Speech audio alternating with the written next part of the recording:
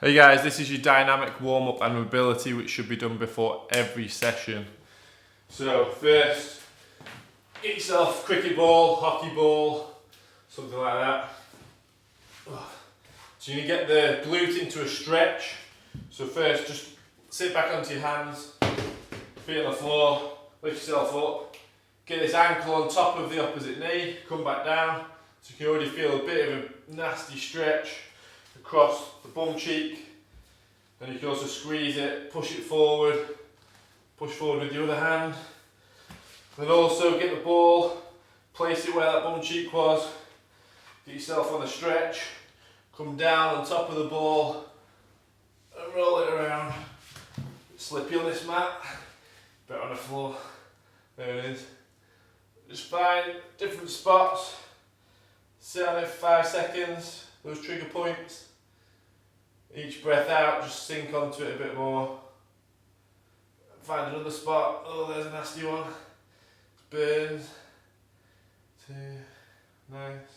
Then another one. That's a bit better. So same again. Use the other. Do the same on the other side. Glute touching the big leg. So this is to activate the glutes so that they fire before the hamstrings. Because when we do exercise, we want the bum muscles, which are the powerhouse of the body, to fire before the hamstrings or the lower back. So to do this, we lie face down, rest your hand on your head on your hands, and then with loose legs, you want to squeeze. So I'll do left one first, squeeze the left bum cheek, and then lift the leg off the floor a few inches and relax. So left bum cheek and lift. Left bum cheek, lift. So you do about 10 on each side. Squeeze, lift. Squeeze, lift. Then as you do get towards 10, do more of a fluid motion. Squeeze and lift. Squeeze and lift. Squeeze and lift. And same opposite side. So really over exaggerate the squeezing of the bum before you lift the leg. Next one's bent leg. It's the same thing. I'll just pronounce the glute contraction a bit more. So bent leg, pull the toes back, squeeze the bum, lift the leg. Squeeze the bum, lift the leg. Bum and leg. Bum and leg. 9 reps each side. Remember, we're doing 9 reps so that we can retrain the mind, because everyone thinks 10 reps all the time. Let's do something different, we'll do 9. Shoulder band. So you can get one of these offline, or you can get those more flat ones. Wrap them around the framework, door handle or something, and follow this routine. So you want to keep shoulders back and down the whole time, straight arms, oscillate, forwards, backwards, forwards, backwards, forwards, backwards. You do about 15 to 20 seconds on each exercise. So you're facing this way, then you spin around, keep your hands the same, palms away. So you're pushing the palms away from your body, put the emphasis on the front side of the shoulder, turn your hands in. So you put your knuckles away, put it on the front of the arms, just in a different way, and then turn around. Let's walk the rotator cuff. So get the band a bit shorter, pull it closer, stand sideways, then we're going to rotate out, rotate, rotate. So keep your shoulder blade and your lats turned on, and keep the upper bit of the arm here close, so there's no gap, so you want to be like this. So don't be like, yeah. Same on the other side, each side. Then you do a clock face, facing the door handle or door frame. So you go pull backwards with straight arms, try not to arch your back, like that. You want to tuck everything in, turn the glutes on, little oscillations back and forth. And then all the way up back to 12 o'clock again. And then back around. Do 3 of these. Quite tiring. Then turn around, same again, forwards. To the side. And then to the top. So 3 of those. And I think that's it for the band. Stick overs. Grab a broomstick. You can buy more expensive things online, but broomstick's fine. So start as wide as you can. Straight over, all the way to the back. Straight arms the whole time. So this loosens off the pecs and the nerves, biceps.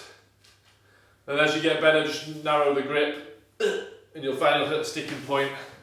Also, people get trigger points underneath the shoulder blade, so the stick's quite good. Put it directly underneath you on the floor, lean over it, put your shoulder blade on the back of the body, so you're sticking it, not in the armpit, just drop it down a bit and try and find some trigger spots, like there. And once you're on one, you'll know when you're on one. Just forwards, easy. Do the clock face again, to the side, back, forward, in. Lower nice and loose. Mobilise. Oh, bits of scar tissue in there.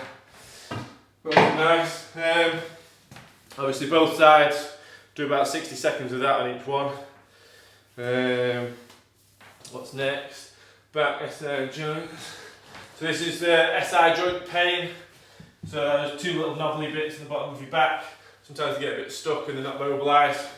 So line straight, lower back flat, knee up to 90, 90 degrees at the hip, 90 degrees at the knee, pull toes back, arm on the outside of the knee, come across, and this arm's going to come up. So you want to try and get the back of the shoulder on the floor with the straight arm, and then pull down with this knee. So hold, big breath in, the arms are going to come up, and then big breath out. And try and get both to touch. And then same again on the other side. You might find you get a few little cracks, a few little pops, shouldn't be nothing to worry about. Obviously if you have got previous back history, then just check it out with GP first. Roll back sciatic nerve stretch, just an active one. Sciatic nerve goes from the lower back through the bum, down the back of the legs, all the way into your feet. So we're going to actively floss it. So going backwards roll, touch, drop the knees, trying to get your knees to touch the floor. You'll feel a stretch along your spine. Then go straight legs, pull the toes towards your shins. Same thing, feel the stretch. And then come back. Same as before. So whichever foot's going forward, it's the other hand going on the outside of the foot. So it's touch, back, touch, change, touch, back, touch, change, touch, back, touch, change. Yeah, so each time it's an easy dynamic. Don't force it too much, but you'll find your range. Roll back hammy stretch. 3 nerve stretches. So activation. So every time we want to be on our back for this one actually. On your back, legs 90, ankle joint 90, hips 90, lower back flat, head on the floor, arms directly above your shoulders, pull your shoulder blades down into the floor, turn the hands so you can see your palms, and then pull the fingers back. So you're trying to get your fingers to touch your forearms, and then hold for 20 seconds. So the whole time. Also, you can try and keep your chin tucked into your throat, all your spine on the ground. Keep pulling all those fingers back as far as you can. And keep pulling those toes up as well. So you'll feel a bit of burning on the outside of the shins, a bit of burning down the arms into the fingers. So we're just stretching those neural pathways for that one.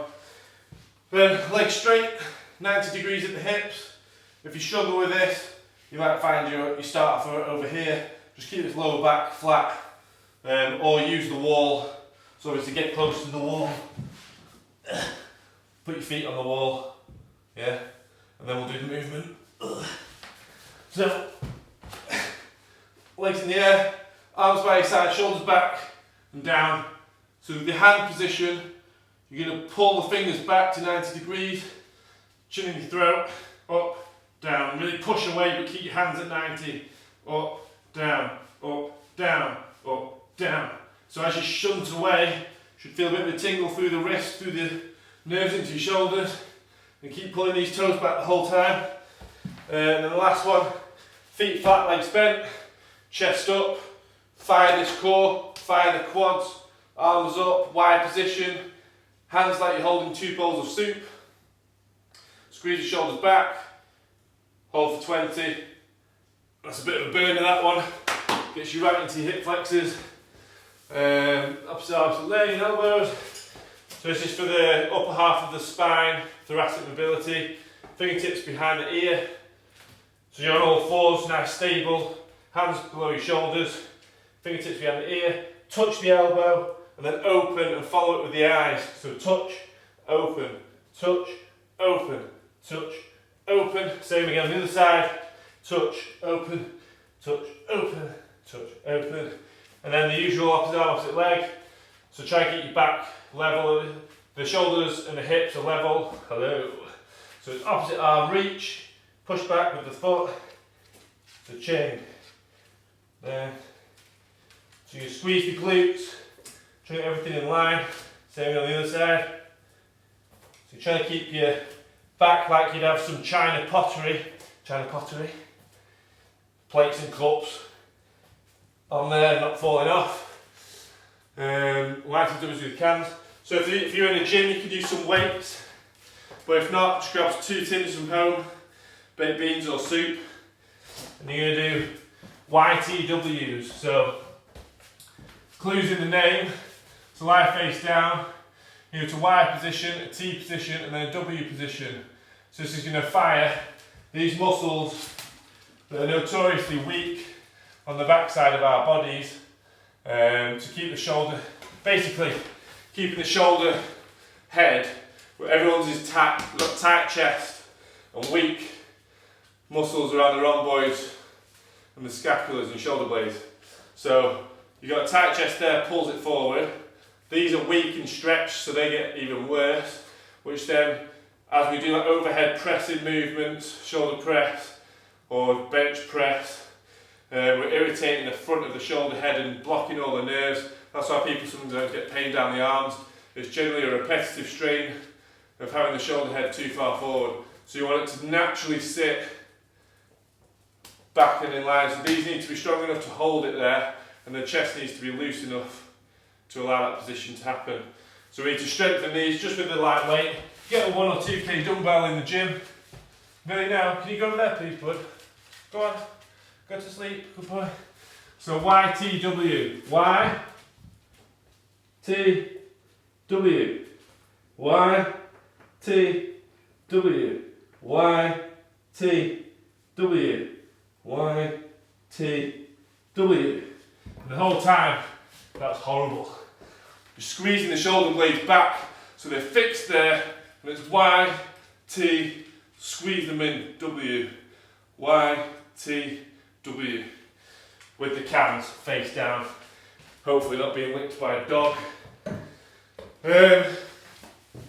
Angel wings, so you want to find a wall, so you stand a few inches away and get your lower back, so everywhere from your SI joints and your coccyx on the wall, lower back flat, so tilt that pelvis like you're holding in a Wii. Back on the wall, no, sit.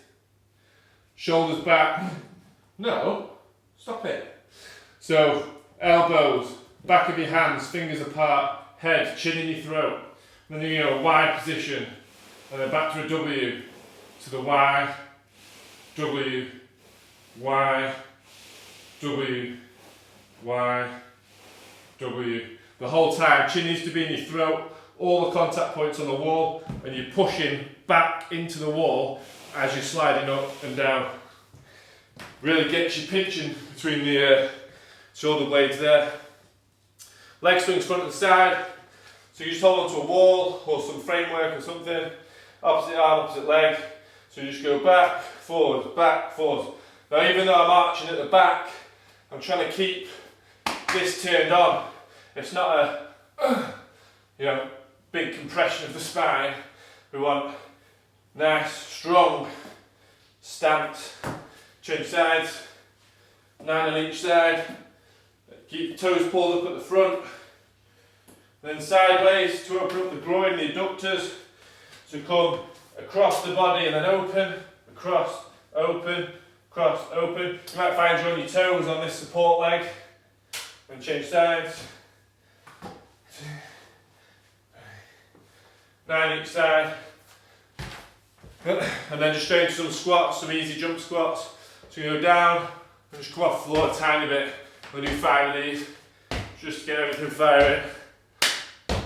Done. Dynamic mobility.